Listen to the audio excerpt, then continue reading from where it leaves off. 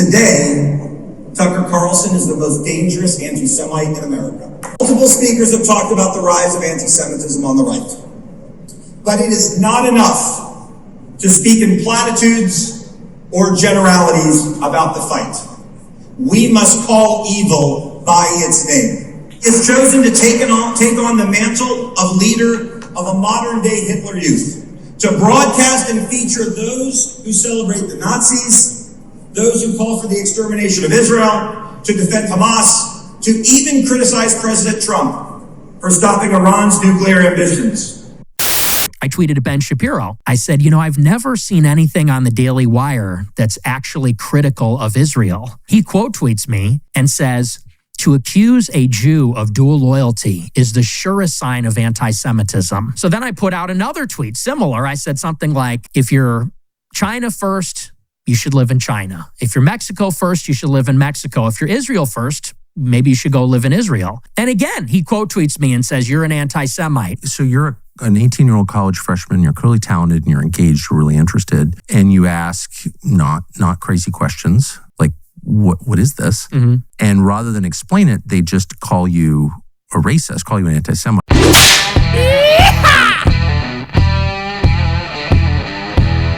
Well, the government shutdown has ended, or it will have ended by the time you're watching this, and it ended exactly like I said it would, as most things do. Which is to say, the requisite number of Democrat senators got cold feet. They changed their vote. The continuing resolution passed with very minor revisions. The latest version will pass the House today, and Schumer and Jeffries look like absolute fools. Actually, scratch that. They already look like absolute fools. They look like bigger absolute fools now. The thing everybody wants to talk about now is the civil war in the conservative movement, or the MAGA movement, whichever label you want to put on it. I don't really care. And the nexus of the conflict seems to be all about Israel. You've got one group of people pointing at another group of people and screaming, those guys are anti-Semites. And you've got that group of people pointing back at the first group of people and screaming, those guys are controlled Zionists. Do I have a dog in this race? I do not. If you want a dog racing channel where the host tells you that your side is super duper correct and the other guys are super duper wrong and evil and bad, there are plenty of other places you can go for that. But I do have some thoughts on the matter and some observations on what we have been seeing. And if I can capture your kind attention for the next 12 minutes or so, I will share them with you. It's Wednesday, the 12th of November. This is Curmudgeon's Corner.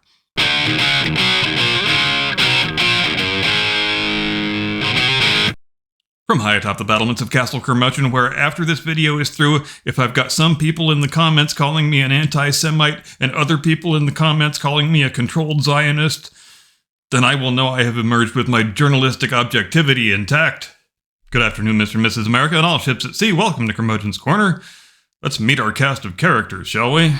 On the one side, you've got a group of people, let's call them the Fuentes-Carlson crowd, who think the state of Israel wields entirely too much influence on U.S. foreign policy, that we give the state of Israel entirely too much money and weaponry, that unconditional support of Israel shouldn't be a political litmus test for being a conservative in good standing.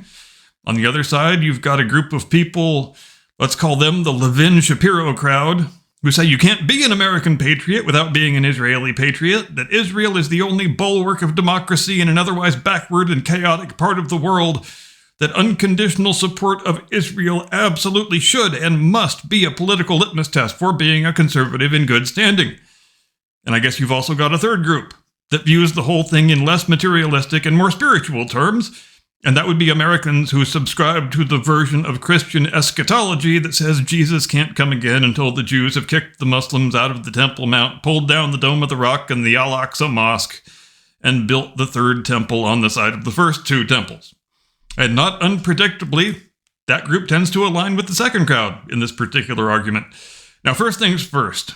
Does this reporter think actual, honest-to-God anti-Semitism is a significant strain in American political discourse? I do not. In fact, I don't even think the idiot woke leftists in their keffiyehs and their shahada headbands are actual anti-Semites. I think they're low-information fools who have adopted a fashionable pose. And the fashionable pose at the moment is to cosplay as an Islamic terrorist. As we know, the three words at the core of all forms of liberalism are, fuck you, Dad, There's always an unlimited supply of young people who are willing to adopt any pose that horrifies their parents. Back in my parents' day, you did that by screaming and dancing lasciviously to that infernal rock and roll music. Back in my day, you did that by listening to obnoxious heavy metal and wearing band t-shirts with occult imagery that made all the old people clutch their pearls in terror. Today, you do it by cosplaying as an Islamic terrorist. But it's effectively just a different form of the same thing.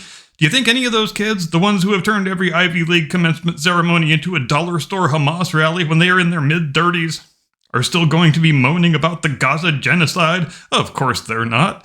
They're not even smart enough to actually be anti-Semitic. In order to be an actual anti-Semite, you have to have a bit of background historical knowledge, which they don't.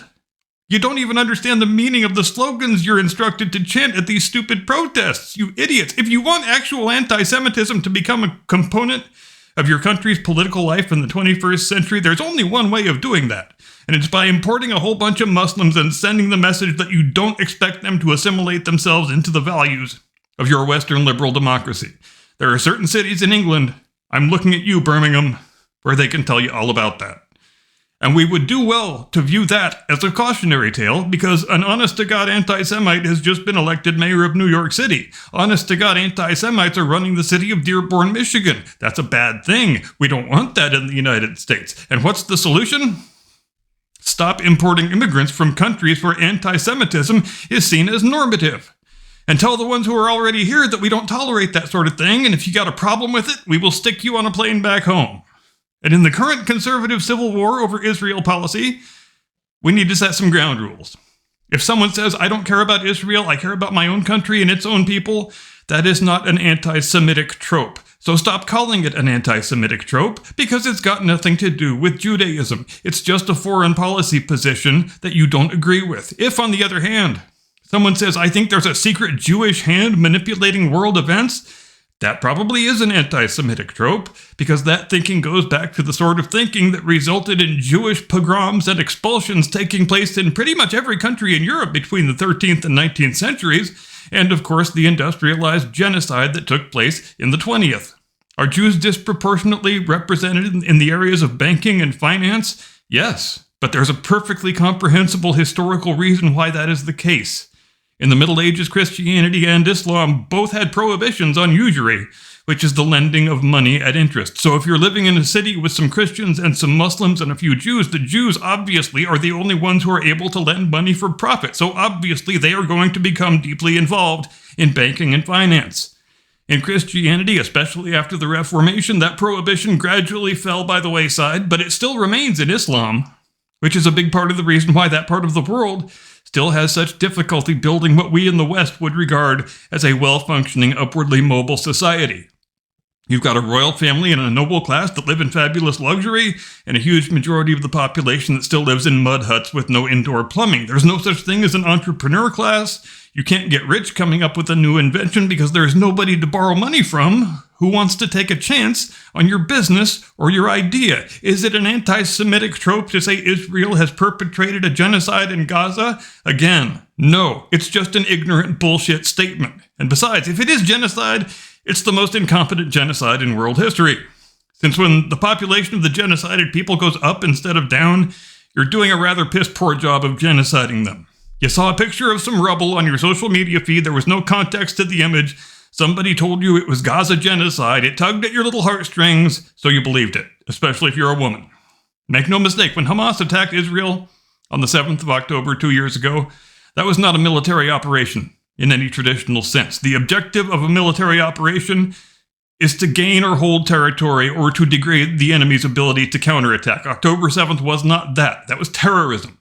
The whole objective was to kill and rape and kidnap as many innocent civilians as possible. When that attack took place, and ever since, each member of Hamas earned the right to become dead, and the state of Israel earned the right to kill them with extreme prejudice. This reporter has seen no evidence that the IDF has attempted in any coordinated fashion to exterminate Gazan civilians. There are two regrettable facts at play here. Number one, wars produce collateral damage. Number two, Hamas likes to use civilians as human shields.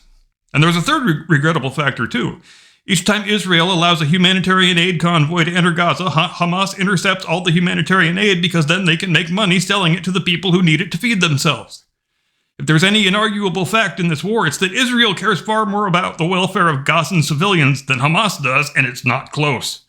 But even still, it's okay to be an isolationist. Isolationist is not a dirty word. It just means you think your country should focus on looking after itself and its own people. And in the context of our current political discourse, the people who are called isolationists aren't isolationists, really. I haven't heard a single person say we should abandon our overseas military installations or that our Navy should stop being the guarantor of free commerce on the world's oceans. No.